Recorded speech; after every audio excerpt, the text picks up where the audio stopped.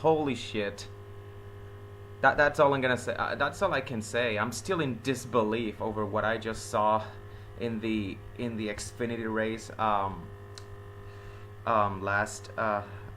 last night. Obviously, I'm saying last night because I didn't watch it. I didn't watch it live. I was at a county fair, not a county fair, a local city fair. My cousin invited me over the week, and I just could not say no because I made a promise to myself at the start of the year. This was like a New Year's resolution that I would be going out and I wouldn't don't not watch as many NASCAR races live. If I miss a NASCAR race, not the end of the world for me. I'm just gonna watch the rerun later tonight. But I wish I had seen this race live in retrospect because I didn't know this race was gonna be so amazing. Honestly, some of that has to do with the fact that I don't have like many high expectations of Texas. It's like one of my least favorite tracks on the schedule, but my opinion on this track has changed for the better after this race. So, okay, let's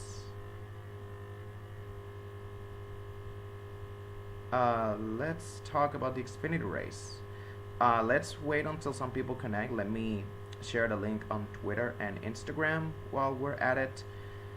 Um,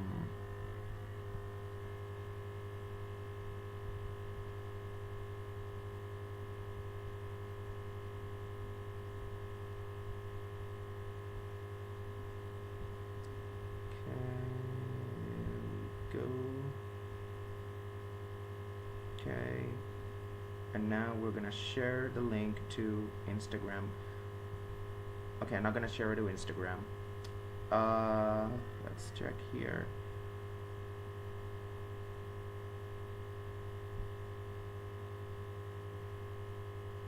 Let's see here.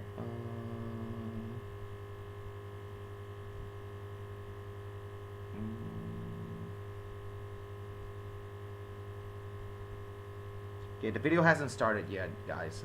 I'm just waiting for some people to join in onto the stream.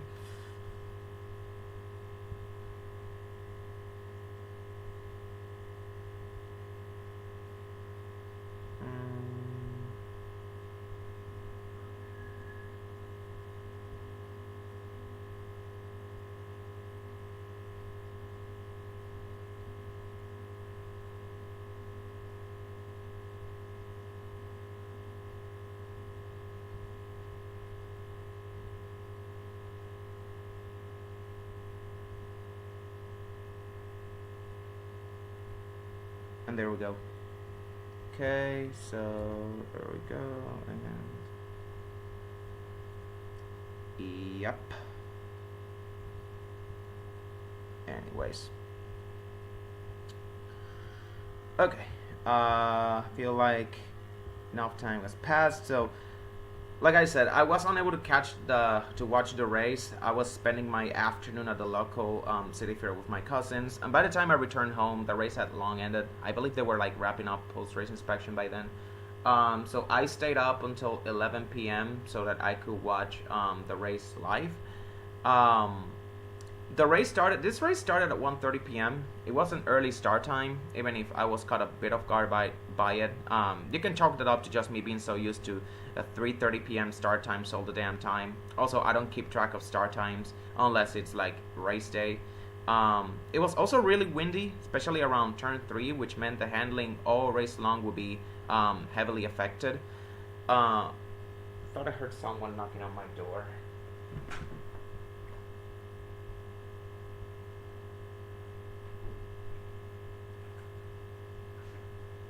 Okay, never mind. That was weird. Okay, so Jesse Love started on the pole. This was his third pole of the season in only 8 races. And he's also running a streak of 4 consecutive top 10. So kid's definitely impressing the hell out of me.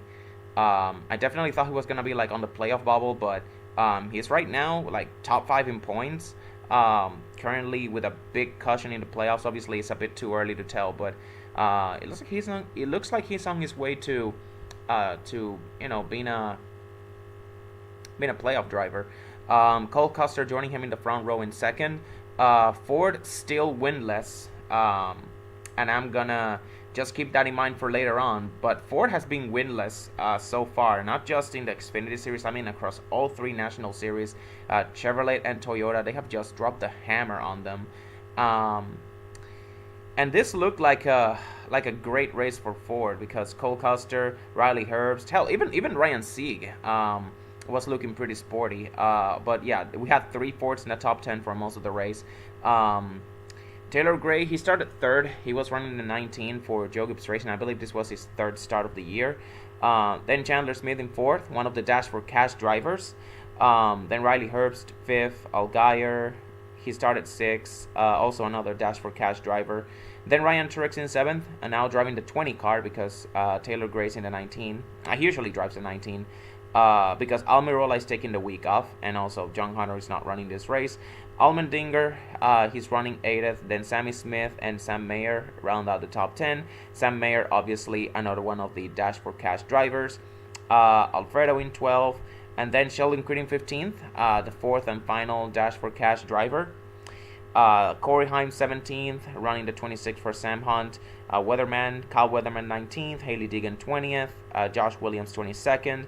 Daniel Dye running the 10 car for Colleague Racing. This is his second start of the season, just his second Xfinity start of the season, I believe.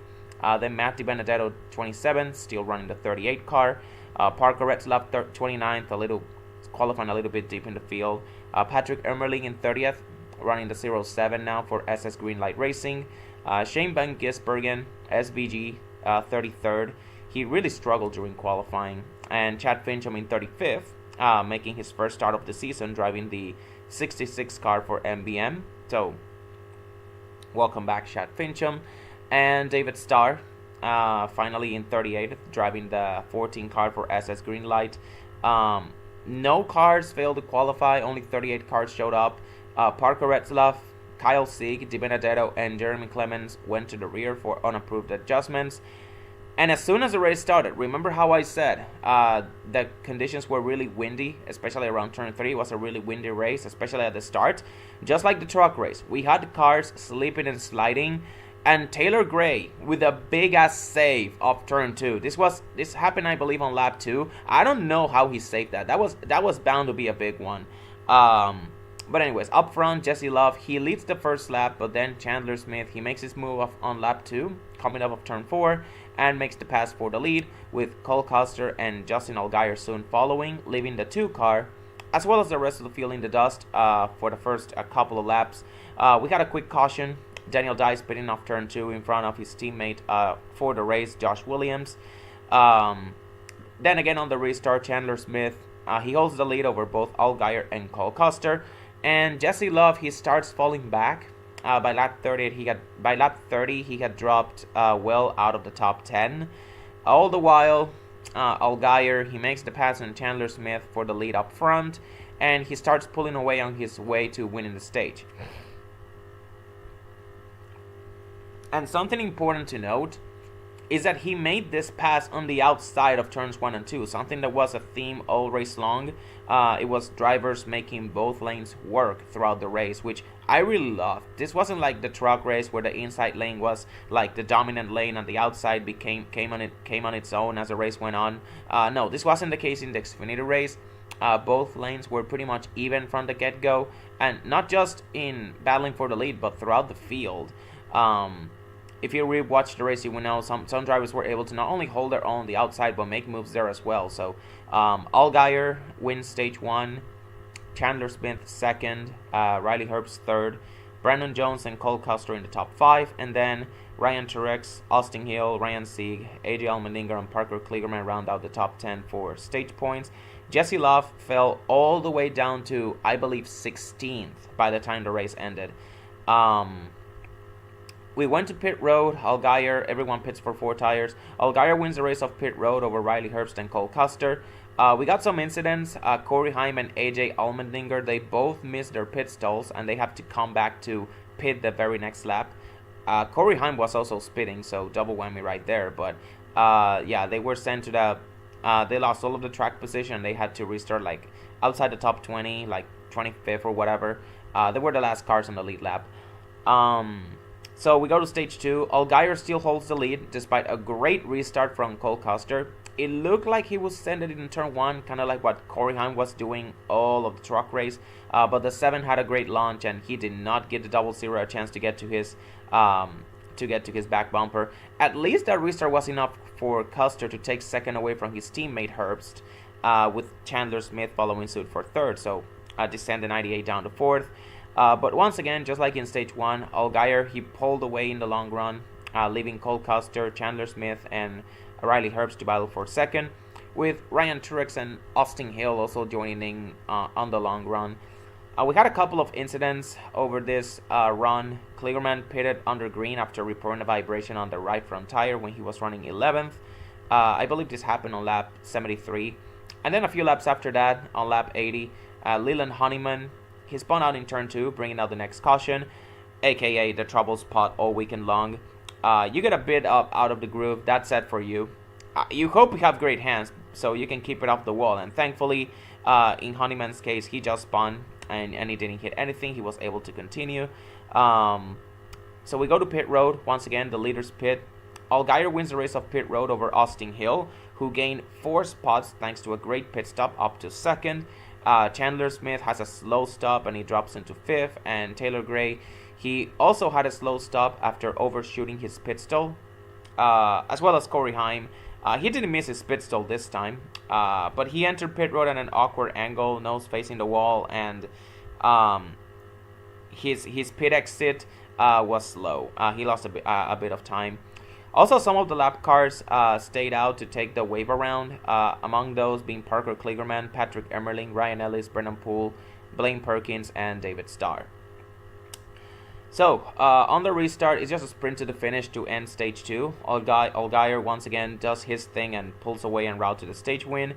Behind him, however, there's a lot of scramble for position. And for Joe Gibbs Racing in particular, this stage 2 ended terribly for them because Ryan Truex, he hit the wall while running in 6th coming off of turn 4. This happened on the restart lap, and then 1 lap later, Sheldon Creed, he washed up the track in front of his teammate Chandler Smith. This happened in turns 1 and 2. The 81 ends up hitting the 18 and also washes up the track. Both of them lose a ton of spots, particularly Chandler. And when all was said and done, none of the Toyotas gained stage points between the incidents with the 81 and the 18, also the 20 hitting the wall, and also Taylor Gray, he had lost track position due to a slow pit stop on the previous caution. None of the Toyotas gained stage points. Sheldon Creed was the highest finishing Toyota in the stage. He finished 12th. Chandler Smith dropped down all the way to 23rd, and Ryan Truex in 25th. So yeah, like I said, just a terrible way to end the stage for JGR and Toyota. Allgaier wins stage 2 though. He swept the stages at Texas for the 3rd time in his Xfinity career. I don't think he has won a race yet though. I don't think he's ever won a race at Texas yet, so could be a bad omen for him.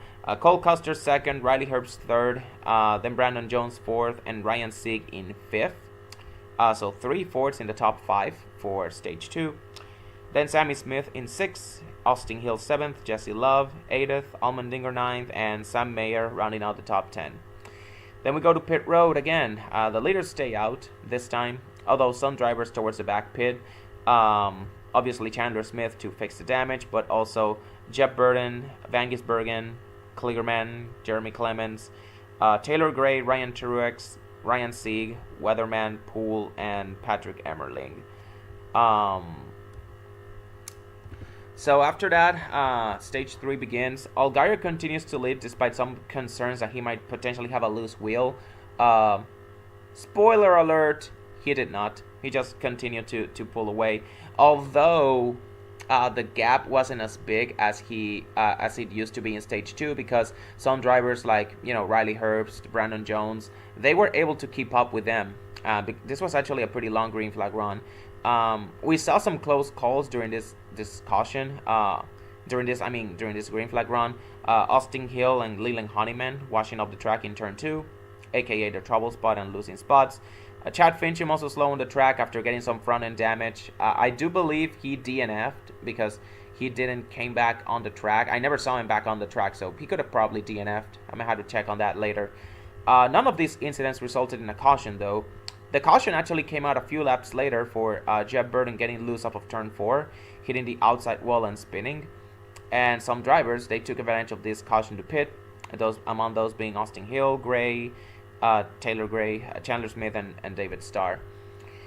Then on the next restart, Allgaier, he has a great restart. Probably the best restart I have seen out of him so far in this race. And he pulls out to almost a 1 second lead over Cole Custer over the first couple of laps. As the green flag goes on though, Custer starts losing ground, eventually dropping out of the top 5. All while, again, Riley Herbst and Brandon Jones, like I said, they continue battling for second. They were battling for third before, they both passed Cole Custer. And then after passing the double zero, they kept their battle going to the point that they both started reeling in the leader, like I said.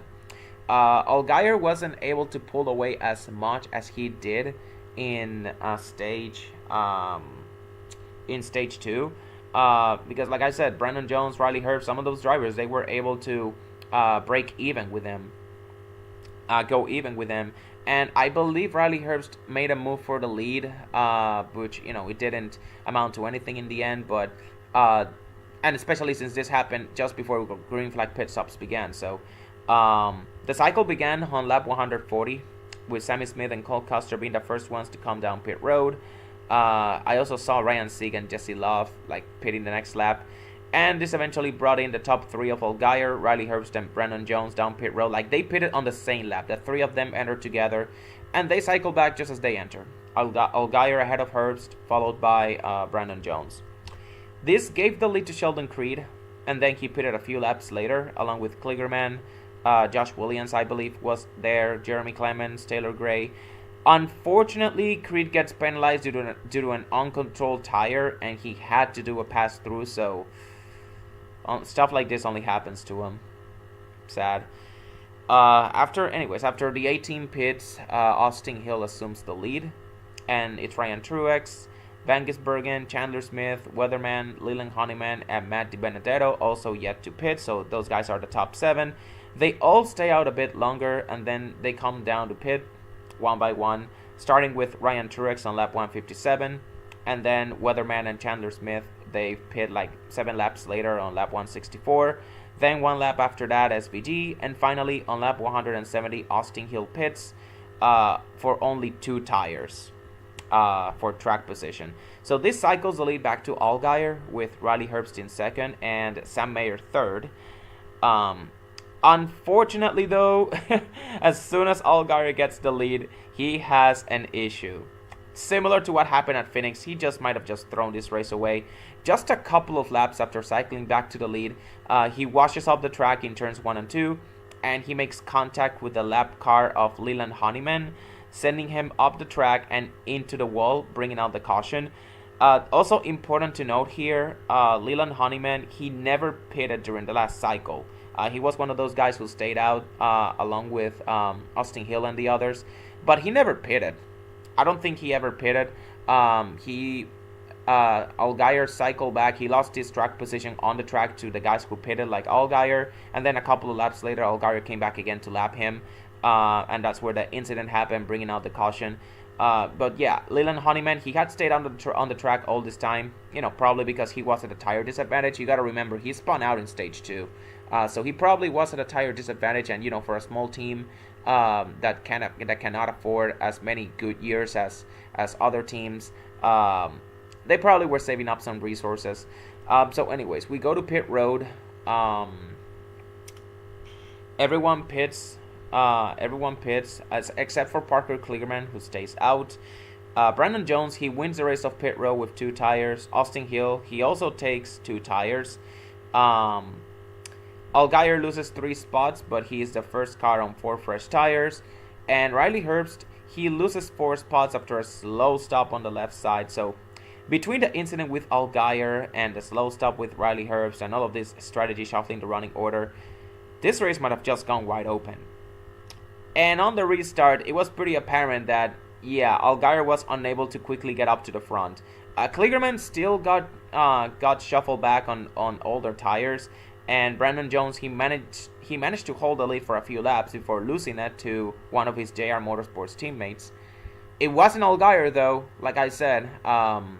Allgaier just his speed never recovered. He just never got the speed after that incident with Honeyman. He was like a top 5 car still, but he was not like the guy to beat anymore. He lost the lead to Sam Mayer actually, but behind him, Ryan Sieg came out of nowhere, and he restarted 10th. He also took 4 fresh tires.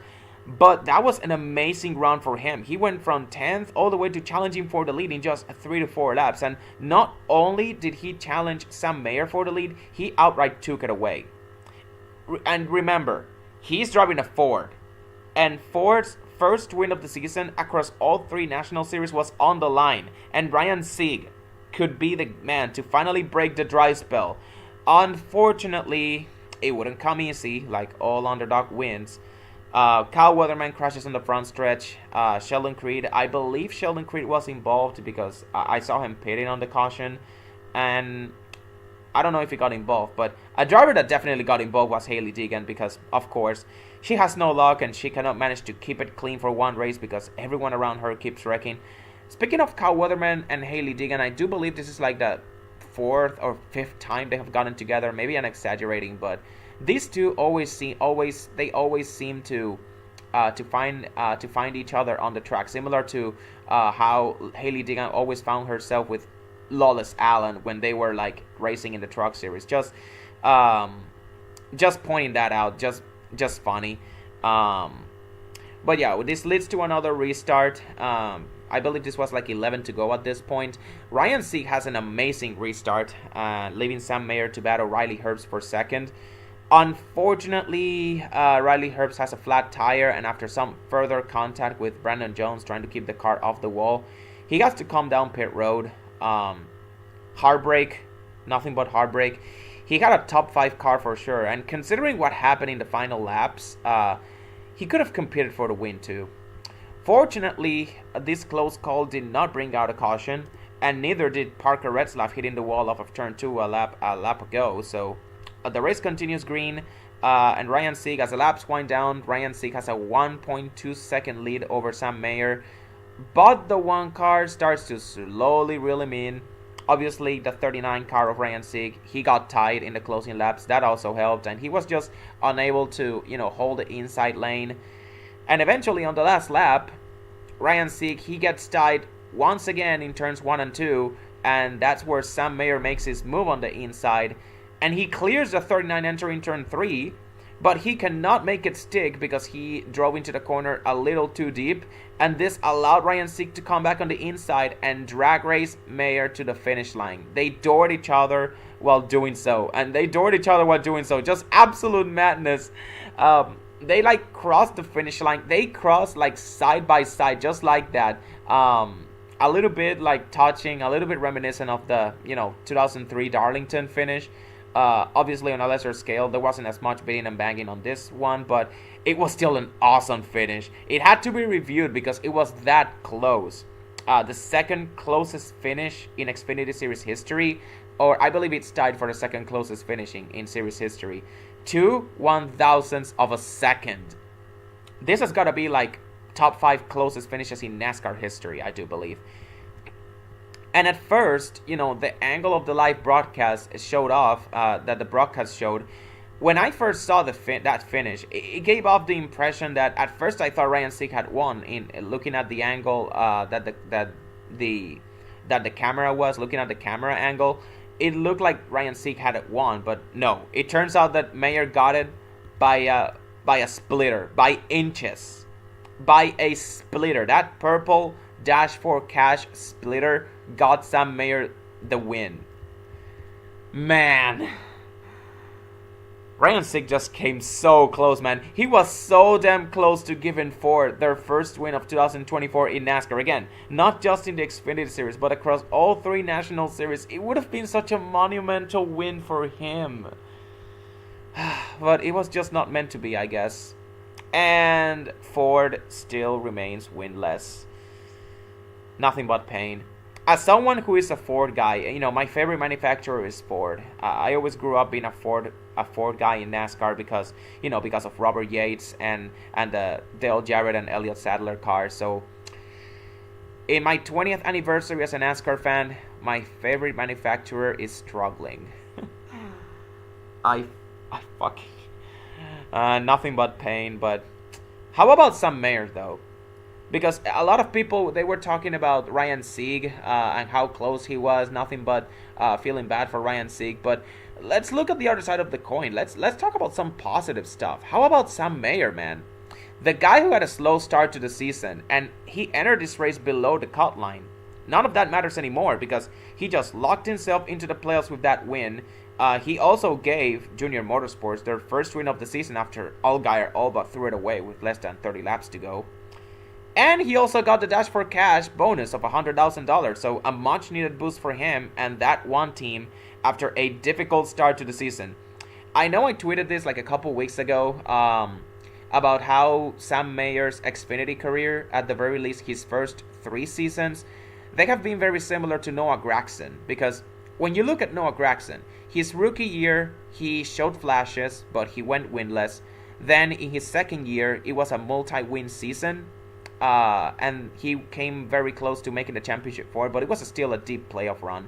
And then in his third season, he had like a very slow start to the season, but then he eventually shook it off and had another multi-win campaign. Sam Mayer has had a very similar trajectory to Noah Gragson. He went winless in his rookie year, but he showed flashes and he came very close to winning a couple of races. And then in his sophomore year, he had a multi-win season, and he also had a deep playoff run, making the championship 4 in his case. So, and now in his third season, just like Gragson's third season started off pretty slow. That was 2021 for your reference. Sam Mayer, his 2024, he started out very slow. But because Gragson eventually turned it around, I said, don't give up on Sam Mayer too early, because Noah Gragson had a very similar 2021 season, but he ended up turning it around. Sam Mayer ended up turning it around. Look at that. I told you not to give up on Sam Mayer too early. I told you not to give up on him. Keep your stock, and don't sell your stock just yet. And look at that. Just the third driver, Sam Mayer becomes just the third driver to lock himself into the postseason. Also, the first Xfinity driver not named Chandler Smith or Austin Hill to win a race. The first series regular not named one of those two. It could have been Ryan Sieg instead, though, just saying, but okay, enough of that. And honestly, I really don't understand the discourse. Like, I get it. We were all rooting for the underdog, Ryan Sieg, to win. But like I said, Junior Motorsports, they had not won yet. And Sam Mayer had a slow start to the season in particular, and he desperately needed a win to avoid having to race his way on points and make up the deficit. As a matter of fact, even with the win, I'm looking at the point standings right now, Sam Mayer is still 14th in points at the moment, so he's not in the top 12 in points yet. So he was in need of that win. He needed that win. So you're basically hating Sam Mayer for doing his job. I get it that, Ryan Sieg was so close, you're disappointed he didn't win, but straight up hating Sam Mayer, like, I don't get it. Do you want it? What do you want Sam Mayer to do? Just let Ryan Sieg have the win to make for a good story? No. The reason why underdog stories are so good is because they have to fight for them. Sometimes they don't win, but that's what makes the story so special. I'm just saying, when Ryan Sieg wins that first career race, none of those like shortcomings will matter anymore. It's gonna make it all that much sweeter, because of all that shortcomings. But yeah, like I said, sometimes underdog stories are just not meant to be, but that's what makes them special. So honestly, just suck it up and just, let's just celebrate the fact that a young driver managed to, shake off the slow start to his season. And hopefully this win, along with the Dash for Cash money, is the boost that this one team needs to turn their season around.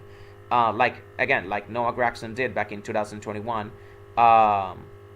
Hopefully Sam Mayer makes another championship 4 run. But yeah. Let's go over the rest of the field. Ryan Sieg was so close, man. But, okay, Justin Allgaier third. If it wasn't for Sam Mayer, Junior Motorsports, we would have been talking about Junior Motorsports just throwing another race away by way of Allgaier getting into it with a lap car, but thankfully Sam Mayer was there to, save the day for the team once again. AJ Allmendinger fourth, his first top 5 finish of the season, believe it or not. Also, these top 4 guys that finished the race, I'm talking about Mayer, Ryan Sieg, Allgaier, Allmendinger, they will be Dash for Cash eligible at Talladega. Because this was not only was this a Dash for Cash race for the 4 guys that had qualified from Martinsville, but this is also a Dash for Cash qualifier race as well. So Sam Mayer, he got 100K, but he also has a chance to repeat, go back to back on another 100K at Talladega. He's gonna have to do it with Allgaier, Allmendinger, and Ryan Sieg though. Cole Custer finished 5th. Austin Hill finished 6th on 2 tires, by the way. Really great strategy from Austin Hill. Obviously, those timely cautions help, but still. Ryan Truex finished 7th. Great bounce back result for him after hitting the wall late in stage 2. Again, these Xfinity cars are pretty much durable. So I was a bit worried, but still great bounce back for him. Sammy Smith in 8th. Jesse Love 9th. His 5th straight top 10 finish after starting from the pole but dropping out the top 10 early. He always manages to find a way to make it to the top 10, it seems. And Anthony Alfredo 10th, just again putting quietly proving me wrong, because I thought that our motorsports would be a step down from BJ McLeod, but it looks like when I look at BJ McLeod, it looks like that team is not really were they even entering that race? And now that I think about it, I don't think I have seen that 78 car run full time on the year. No, they're not racing full time. Yeah, that's 78. Yeah, that's 78 car. They're not running full time anymore. Okay, so I guess that take of mine aged really poorly, because I thought that BJ McLeod Motorsports, they were gonna be good with that extra $40 million. It looks like sponsorship will definitely kill them in the end. Oh well. At least Alfredo is just having quietly the best season of his career, or on pace to have the best season of his career, and quietly proving me wrong. Right now he's still in the playoff bubble, which is honestly impressive. Let's see, Taylor Gray 11th, Josh Williams 12th, Brandon Jones 13th, Kyle Sieg 14th, Chandler Smith finished 15th. First finish outside the top 10. He just could never recover after getting into it with his teammate Sheldon Creed at the end of stage 2. Speaking of Sheldon Creed, he finished 19th. That uncontrolled tire cost him quite a bit. Corey Haim 17th, Shane Van Gisbergen 18th, Matt DiBenedetto 20th, then Parker Etzlaff 22nd after hitting the wall late.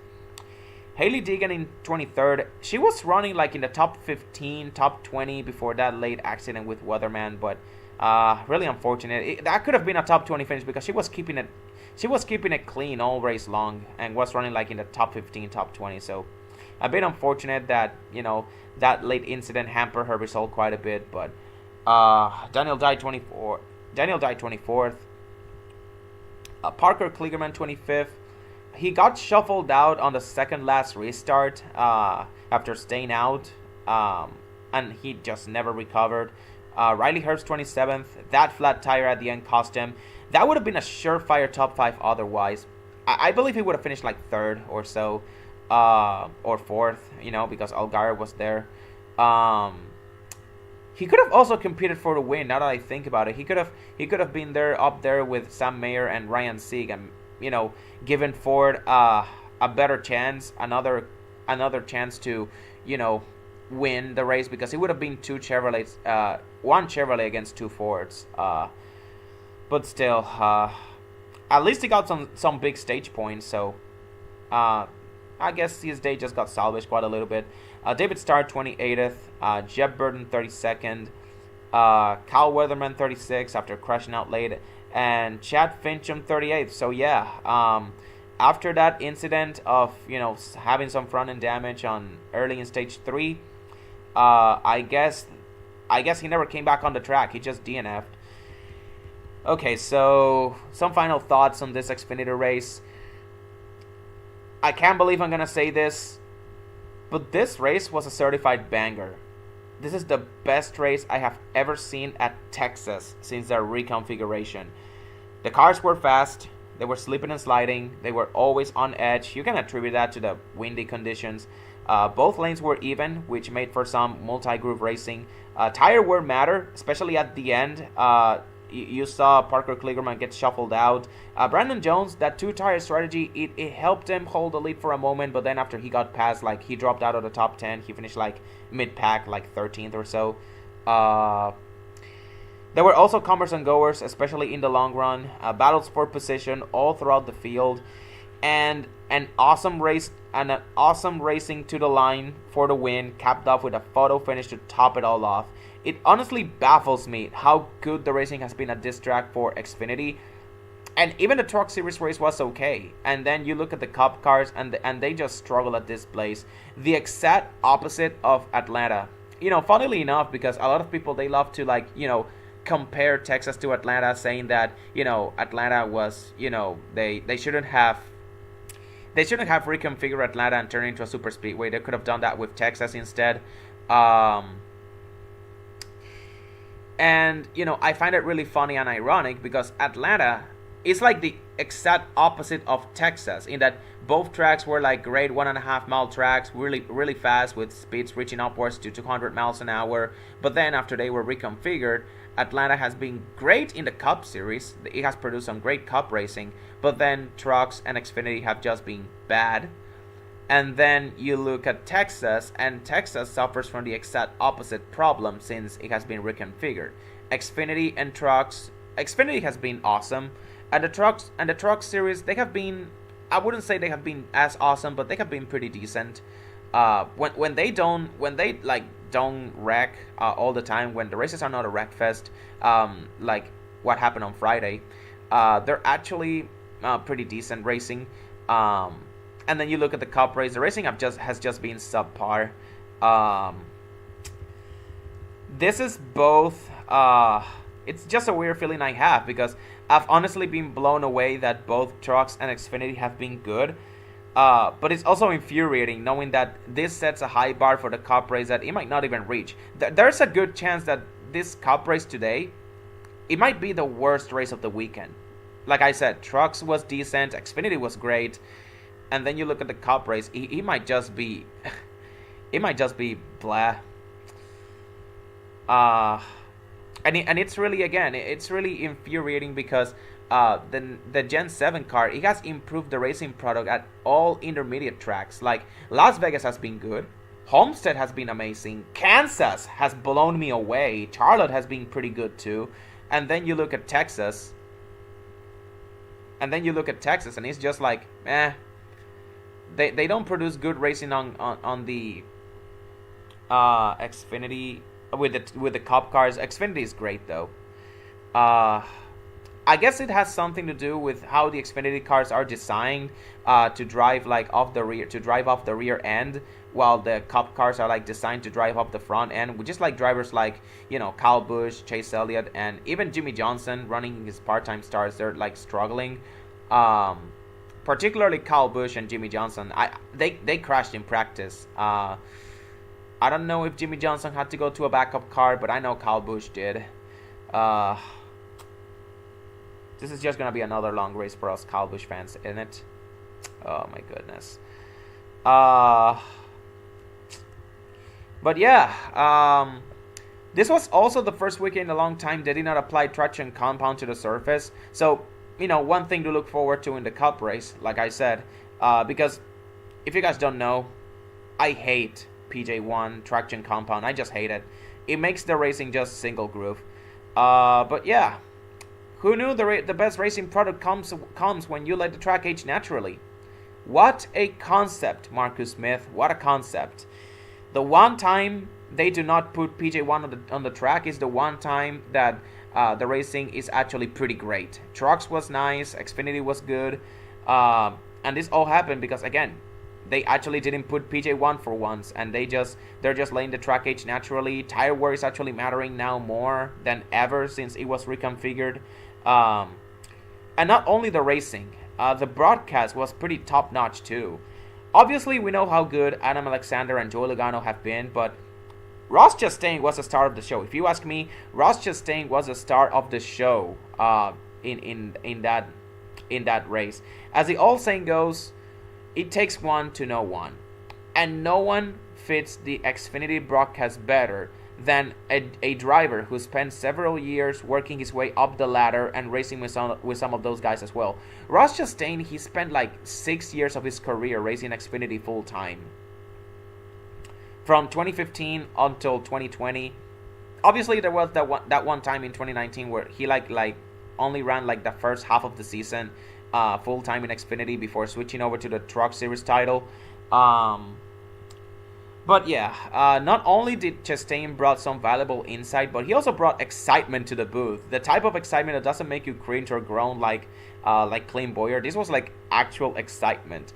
But yeah, this race had it all. Like even the broadcast was great, and the call to Adam Alexander, the call to win the race, their excitement was just genuine. It wasn't like manufactured or like bored excitement. No, this was actually actual excitement, and he made the Xfinity race a really, really enjoyable.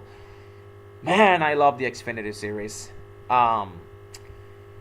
Let's just hope the Cup race manages to, not kill the excitement and hopefully end the weekend on a high note. Like I said, there is no PJ1. There is no PJ1 today on this for today's race. The track was not artificially treated this time around. So I'm hopeful that we're gonna see some of what we saw in the Xfinity race in today's Cup race. But again, that's just some wishful thinking. Let's just enjoy the race. Right now it's 2:25, so we got an hour before the Cup race begins. Let's just wrap up this stream right here, and on to next.